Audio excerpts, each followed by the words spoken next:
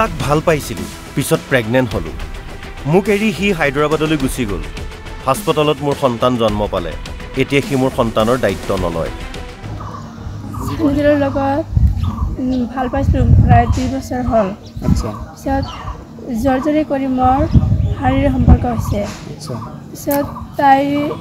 এপ্ৰিলৰ 3 তাৰিখত কামত গৈছে হায়দৰাবাদ মই গম পাওঁ প্ৰেগনেণ্ট হিচাপে তাক কৈছোঁ কোৱাৰ পিছত তাই কৈছে মই ঘৰত যাম অলপ কাকো নকবি এইজন নগৰবেৰাৰ ছানিদুল ইছলাম আৰু ছানিদুলৰ প্ৰেমৰ সম্পৰ্ক আছিল এইগৰাকী যুৱতীৰ সৈতে তাৰ মাজতেই ছানিদুল গুচি যায় হায়দৰাবাদলৈ ইফালে যুৱতীগৰাকী গৰ্ভৱতী হয় প্ৰথমে ছানিদুলে সেই কথা কাকো ক'বলৈ মানা কৰিছিল কিন্তু যুৱতীগৰাকী 8 মাহৰ গৰ্ভৱতী হোৱা ছানিদুলে দায়িত্ব ল'বলৈ অস্বীকাৰ কৰে কাকো কোৱা নাই তাই 8 মাহ যেতিয়া হ'ল তাই কয় যে বোলে মই এতিয়া ঘৰত নাযাওঁ তই কি কৰা মই এটা নাজানো পিছত ঘৰৰ পৰা মেডিকেলত লৈ গৈছে মেডিকেলত ডক্টৰৰ ওচৰত ডক্টৰ গম পালে যে বোলে প্ৰেগনেণ্ট হৈছে চিজাৰিং কৰিছে বাচ্চাটো হৈছে বাচ্চাটো এতিয়া জীৱিত অৱস্থাত আছে বাচি আছে তাই মানি নলয় সেইকাৰণে মই থানাত আহিছোঁ থানাত কেছ কৰিছোঁ এতিয়া তুমি কি বিচাৰা তাক লাগে ল'ৰাটো অৱশেষত আৰক্ষীৰ কাষচপাত আৰক্ষীয়ে লম্পট ছানিদুলক গ্ৰেপ্তাৰ কৰি ন্যায়িক জিম্মালৈ প্ৰেৰণ কৰে ছানিদুল নামৰ ল'ৰা আমাৰ ৰূপহাৰা পৰে ই এটা আমাৰ ভাতিজি হয় তেখেতৰ লগত মানে 2 বছৰ আগত পৰাই ভাল পোৱা এইটো আমি জনামতে এই ল'ৰাটোৰ লগত আপিটোৰ লগত মানে অবৈধ সম্পৰ্ক হোৱাত মানে প্ৰেগনেন্ট হৈ যায় প্ৰেগনেন্ট হোৱাৰ পিছত ল'ৰাটো হায়দৰাবাদ গুচি যোৱাৰ পিছত আপিটো যে প্ৰেগনেন্ট হ'লে এইটো মানে গাৰ্জেনৰ নকলে তাৰ লগত যে জোৰপূৰ্বক কৰি হয়তোবা ৰেপ হ'ল সম্পৰ্ক হ'ল সেইটো মানে সি চাপাই ৰাখিলে পৰিয়ালৰ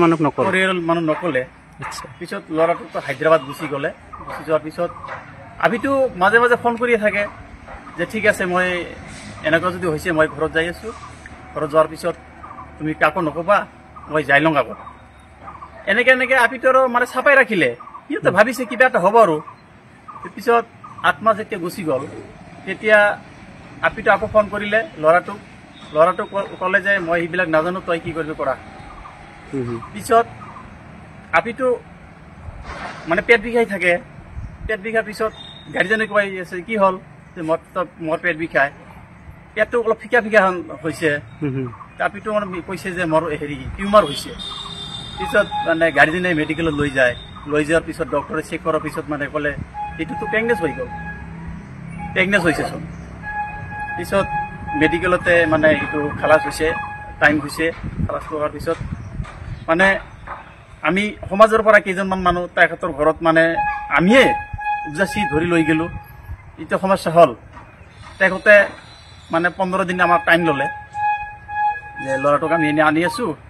আহি পেলাই বহি সমাজৰ পৰা কি কৰা যায় কৰিম আৰু কিন্তু ইহঁতে আৰু ল'ৰাটোক দূৰত ৰাখিলে পৰামৰ্শ দিয়ে যে তুমি নাহিবা আমি ইফালে কি কৰিব লাগে আমি কৰিম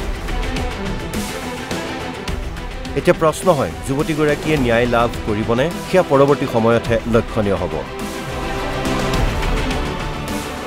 নগৰবেৰাৰ পৰা বিল্লাল হুছেইন NB নিউজ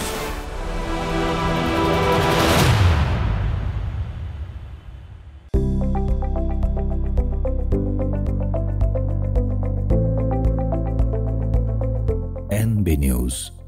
সহজ সৰল ভাষাত নৱভাৰতৰ কথা